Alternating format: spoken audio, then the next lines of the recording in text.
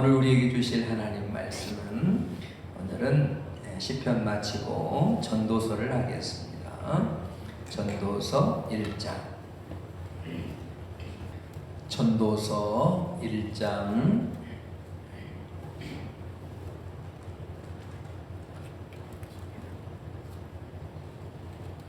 1절에서 7절까지만 한 절씩 교독하겠습니다. 다윗의 아들 예루살렘 왕 전도자의 말씀이라. 전도자가 이르되 헛되고 헛되며 헛되고 헛되니 모든 것이 헛되도다.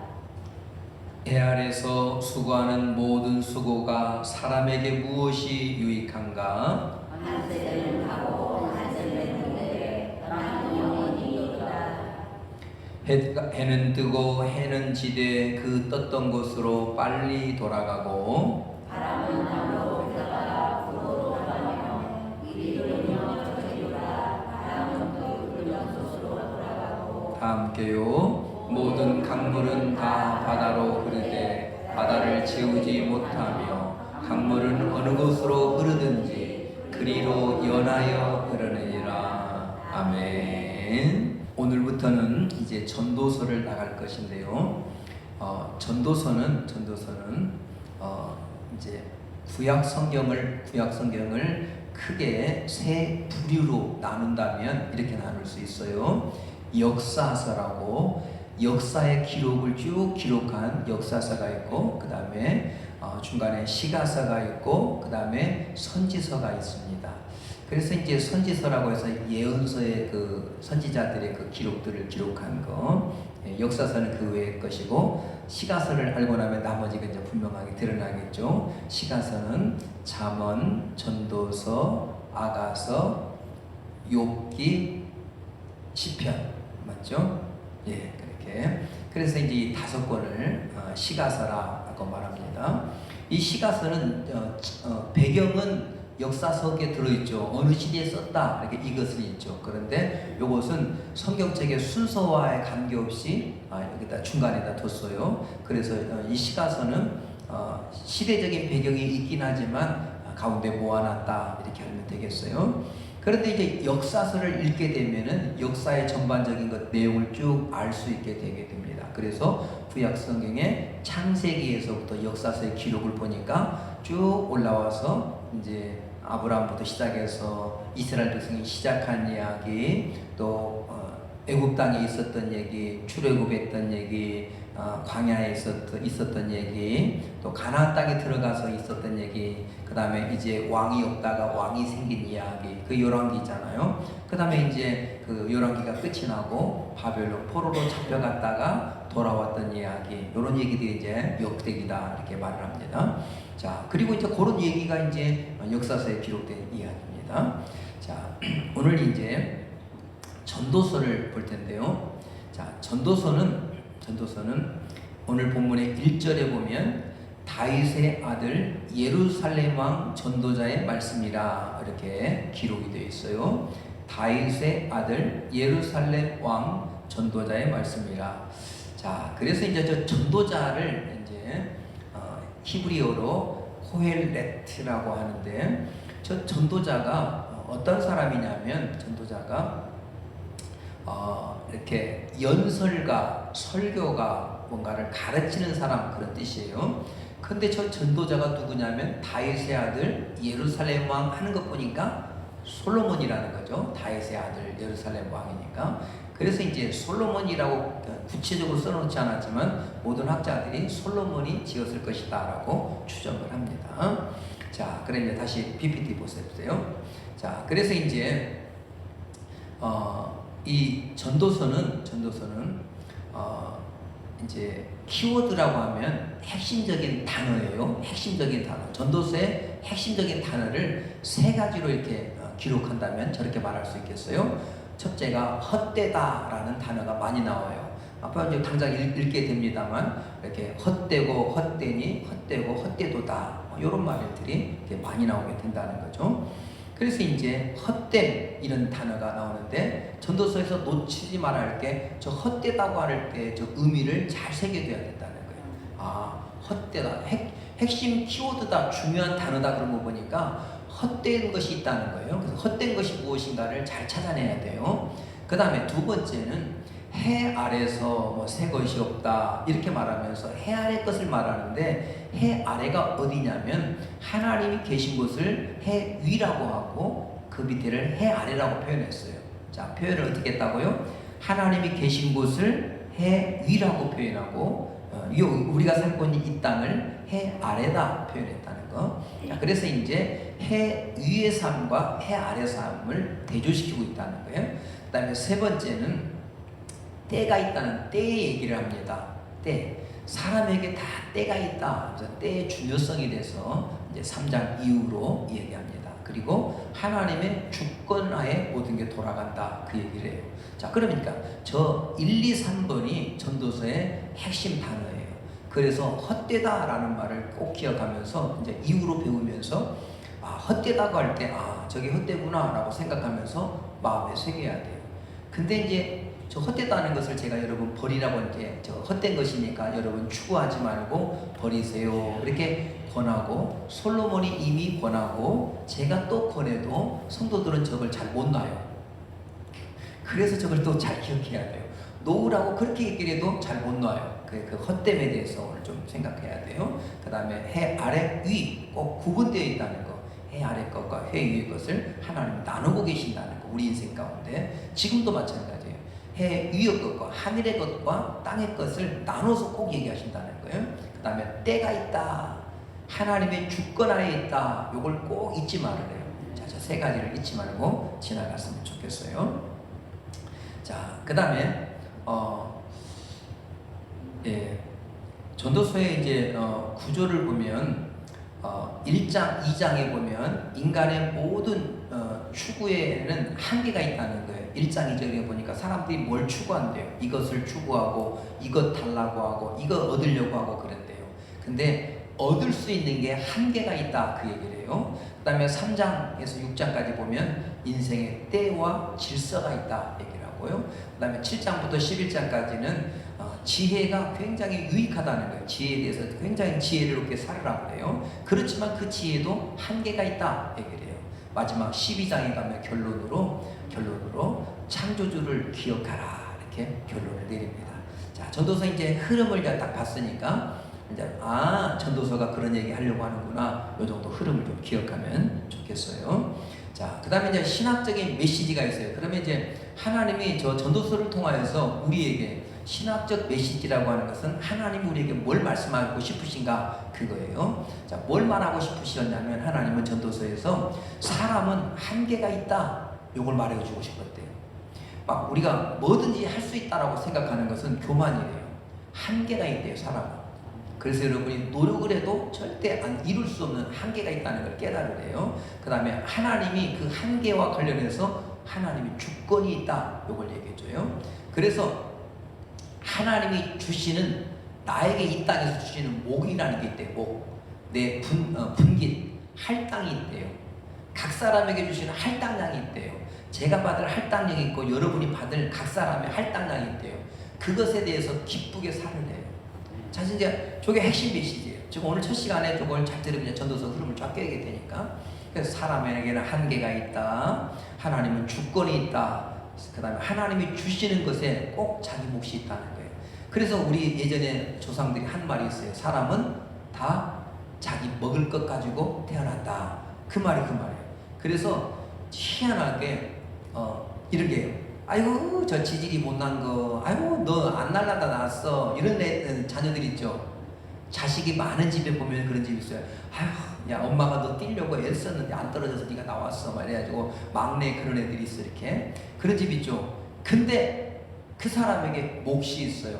그러니까 우리 생각할 때는 안 낳으려다 나와서 아유 지질이 너는 진짜 태어나지 말아서 이런 아이가 있는데 하나님 그 사람에게 몫을 줘요.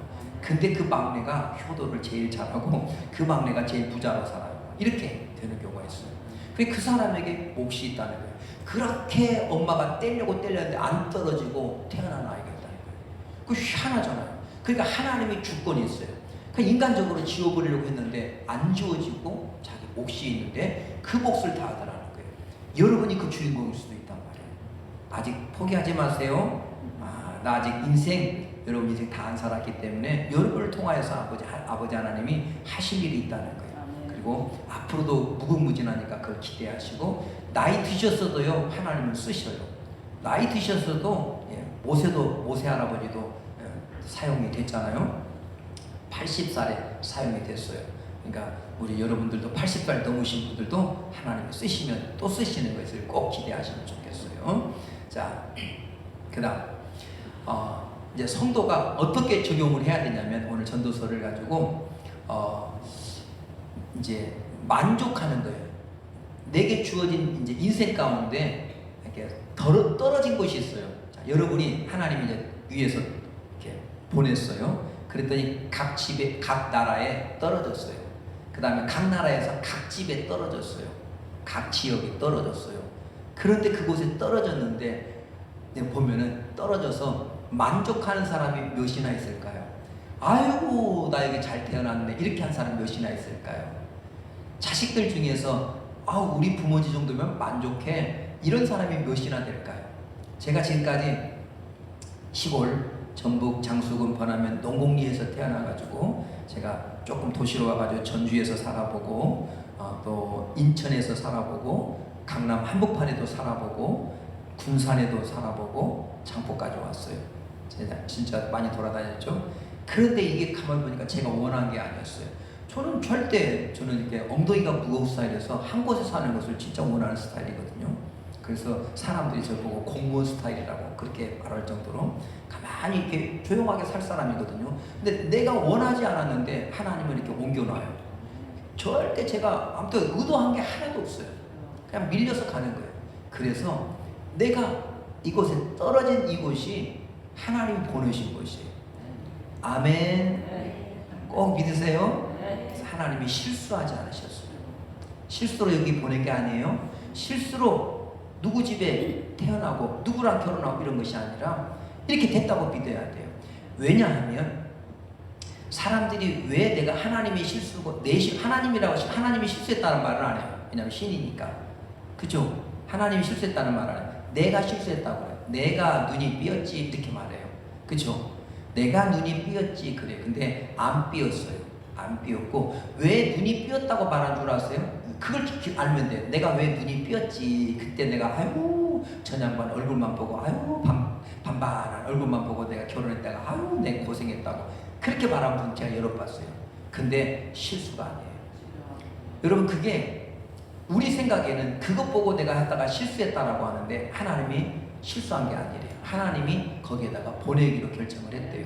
그러면은 그 사람의 약점이 있단 말이에요. 그러니까 이제 제일 나중에 성도들 상담해보다 보니까 느끼는 게 뭐냐면, 그 당시에 A가 있었고 B가 있었고 C가 있을 때 잘 나가는 집사님이 그래요. 예전에 잘 나갔으니까 벌써. 그때 A, B, C 있는데 그 중에 자기 딴에는 A가 제일 나을 것 같아서 A를 선택했다는 거예요. 근데 결혼해보니까 그때 C랑 했어야 한다는 거예요. C랑 했었으면 이런 꼴은 안 당했다는 거예요. 이렇게. 근데 여기 진짜니까 저는 이제 목회 경험으로서 여러 지역을 다녀보고 제가 만난 사람이 얼마나 많겠어요. 근데 이렇게 그렇게 말을 하더라고요. 이렇게. 난 여기 C랑 했어야 된다고.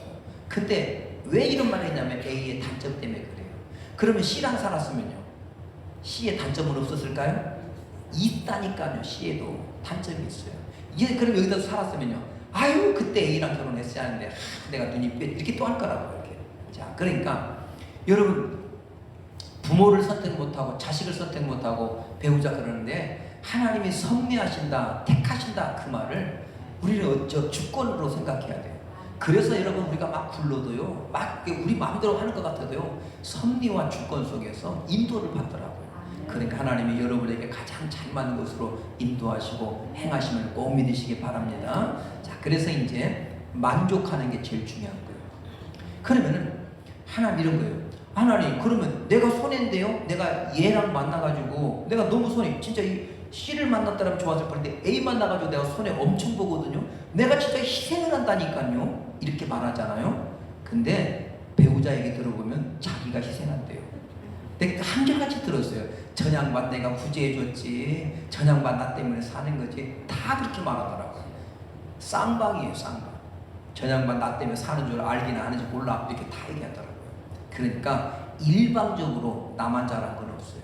일방적으로 나는 뛰어나는데 그게 아니고 내 배우자가 일부분이 부족한 거예요.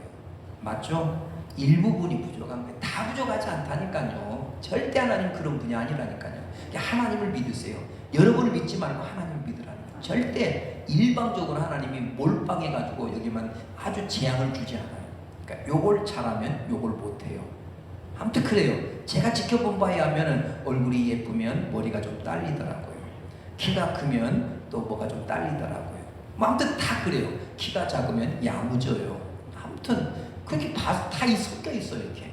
그래서 이제 이게 하나님은 공평하시다는 걸 꼭 기억하셔서, 그러면 내가 좀 낫다 칩시다. 내가 좀 나아요. 배우자보다 조금 나아요. 그런데 하나님 왜 나한테 붙여줬냐면 네가 책임지는 게 가장 어울릴 것 같아서 그랬어 라고 물어보세요. 제 말이 맞나 안 맞나 아무튼 기도해 보세요. 응답 안 하시면 금식하면서 물어보세요. 계속 그럼 말씀하실 거예요. 깨닫게 하세요. 진짜라니까요. 그러니까요, 하나님이 말씀하신다는 거고 그걸 믿고 아 하나님 그렇게 해서 해놓으셨구나 생각해서 저걸 관계 중심 속에서 만족할 줄 알아야 돼요. 하나님이 나를 이곳에 보내셔서 이분을 섬기게 하고 내 남편 섬기게 하고 내 자식들을 책임지고 잘 하라고 보내셨구나 이렇게 그렇더라고요. 그래서 제가 교회마저도 그렇다고 제가 말씀드리는 게 하나님이 나 이 시험덩어리 있는 교회를 내가 뭐하러 보내셔가지고 그러냐고 하나님 알고 이놈의 교회 안 맞아서 죽겠네 그런 것이 아니라 하나님이 보내셨어요. 그래서 하나님이 그곳에 가서 너한테 제일 잘 맞는데 보냈어 이렇게 하는 거예요. 부모도 자식을 시집 보낼 때 장가 보낼 때 잘 맞게 보내려고 애쓰거든요. 기도도 하고요. 그래가지고 오늘이 이른 거예요. 그러니까 다 맞아요. 자기에게 잘 맞는 것으로 하나님이 하신다는 거예요. 그래서 그것을 여러분 믿고 나를 다듬을 생각을 해야 돼. 나를 내가 부족하기 때문에 그렇구나 이렇게. 여러분 이게 말이 제가 이렇게 가르치는 저도 어려워요. 가르치는 저도 어려운데 근데 사실이에요. 그래서 여러분 그대로 믿고 여러분 이렇게 자꾸 생각해야 돼요. 그래서 부족함을 생각하면요 상대가 왜 부족하냐면 나 때문에 그런 거예요. 상대가 왜 자꾸 신경질을 하냐면 나 때문에 그래. 내가 부족해서 그러는 거죠. 그렇게 생각해서 자꾸 맞춰보세요. 그래서 행복하지 않은 이유는 짜증이 나는 이유는 내가 만족하지 않아서 그래요. 만족하지 못하는 이유는 내가 지금 문제예요. 하나님이 가장 적당한 곳에 보냈는데 내가 만족하지 못해서 그래요. 그래서 이제 만족이 첫째. 그래서 오늘 전도서를 통해서 만족을 배워야 돼요. 아멘. 자, 뭘 배워야 된다고요? 만족. 전도서를 통해서 만족을 배워야 돼요. 이 정도면 만족해야 되겠구나. 이 정도면 괜찮구나. 나 정도면 괜찮지. 요걸 배우라는 거예요. 그래서 만족을 하게 되는데, 근데 그때 주님이 맡겨주시더라고요. 인생의 때를 주께 맡겨야 돼. 그래서 이제 언제 이게 풀릴지 몰라요. 근데 내가 만족하고 감사할 때 풀리더라고요. 언제 형통하냐면 성경을 다 보세요. 다 고생해요. 신앙의 선지들 보세요. 아브라함 고생했어요, 안 했어요? 믿음의 조상이라고 하지만 고생했잖아요. 이삭은요? 특별히 고생한 거 없지 않아요? 뭐 없는 것 같은데? 아니에요. 근데 다 우리 얘기예요. 야곱은요? 다 고생했다. 요셉은요? 총리 돼가지고 빵떡거리고 살았잖아요? 안 그렇다니까요. 성경 인물에 고생 안 한 사람이 없다니까요. 다 고생했어요. 근데 언제 사용이 되냐면 그 고난의 시기를 통과하고 난 다음에 형통이 확 오더라고요. 그러니까 요셉도 보세요. 고생을 실컷 하고 난 다음에 고생의 때를 감사함으로 통과하고 나니까 그때 풀리는 거예요. 근데 계속 불평만 하고 있어 보세요. 계속 고생만 하게 돼 있어요. 아무튼 꼭 믿으세요. 전도서 공부하면서 제가 계속 이제 강조해 주겠지만 계속 불평하면요 계속 불평하는 삶을 살게 돼요. 근데 감사함으로 살아보기 시작하면은 그때부터 하나님 감사합니다 라고 시작하면 그때부터 풀려요. 꼭 명심하시기 바랍니다. 그냥 무조건 아무튼 형통하기를 원하면은 감사를 빠뜨리면 절대 형통이 올 수가 없어요. 아멘. 그래서 무조건 감사로 내 마음에 채워야 돼. 그러니까 어거지라도 지금까지 제가 수도 없는 간증을 했지만은 설교도 했지만은 그냥 감사를 계속해서 몸에 배어가지고 몸에 배어서 이제 감사합니다. 아유 감사합니다. 이게 몸에 배어야 돼요. 그리고 날 때 형통이 찾아와요. 감사가 없는 형통은 제가 지금까지 본 적이 없어요. 여러분이 저보다 오래 살았다고 하지만 저는 목회적인 측면에서 얼마나 많은 사람들을 다 봤지만은 감사할 때 비로소 형통이 찾아오더라고요.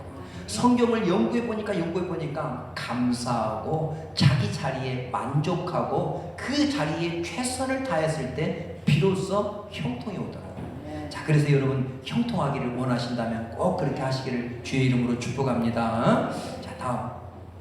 자, 그러면 이제 오늘날의 교회 메시지를 한번 보십시다. 오늘날의 교회 메시지가 무엇인가를 우리가 생각을 했으면 좋겠습니다. 자, 오늘날에 이제 교회에 주시는 메시지를 생각을 해야 돼요. 자, 그러면 현대인들에게 이제 헛됨에 대한 아까 키워드가 있었잖아요. 전도서에 헛되다고 했는데, 그 이제 헛됨에 대한 얘기를 하는데, 이제 현대인들에게 허무에 대해서 복음의 소식이 있어요. 복음. 좋은 소식이에요. 오늘 전도서를 보면서 이야 좋은 소식이다. 근데 허무에 대한 것을 알려주는데 비성도 불신자가 생각하는 허무가 있어요. 근데 그 허무는 뭐냐면 아무것도 내막도 모르고 그냥 허무한 거예요. 무슨 내막인지 몰라요. 그냥 허전해요. 그러니까 안 믿는 사람은 그냥 허해요. 내막을 몰라요. 왜 허한지를. 그냥 돈 적어서 허하다고 생각해요. 마누라가 남편이 잘 안 해줘서 허하다고 생각해요. 성도는 그건 깨달아요. 성도는 깨달아요. 인생이 원래 허하다는 걸 깨달아요. 성도들은. 그죠? 그것까지는 됐어요. 근데 성도가 있는데 분명코 믿고 있는데 허무한 게 있어요. 분명코 믿기는 믿는데 허무한 게 있어요. 그게 뭘까요? 뒤에서 알려줄게. 그래서 저 허무에 대한 이야기를 꼭 기억을 해야 됩니다. 그래서 이제 넘겨보세요. 이제 결론으로 헛됨을 넘어서 하나님께 가라는 거예요. 그래서 전도서 12장 13절에 이 모든 일의 결국이 무엇이냐면 하나님을 경외하는 것밖에 없다 그래요. 네, 여러분 지금까지 설교 핵심이 뭐예요? 설교를 계속 들었는데 말씀대로 살아라는 얘기잖아요. 예수 잘 믿으라는 얘기잖아요. 그래서 결국 하나님을 경외할 때 모든 게 풀리더라는 거예요. 신앙생활 할 때 하나님을 경외하게 되면 그게 술술 풀려나가게 된다는 것이죠. 그래서 이 술술 풀려나가는 역사가 있는 그런 은혜가 있기를 주님의 이름으로 축복합니다. 여러분 오늘도 이 말씀 기억하셔서 하나님께서 우리에게 허락하신 그 귀한 은혜를 붙드시고 앞으로 하나님께서 전도서를 통하여서 깨닫게 해주시는 지혜를 붙들고 믿음으로 담대하게 살아가는 역사가 있기를 주의 이름으로 축복합니다.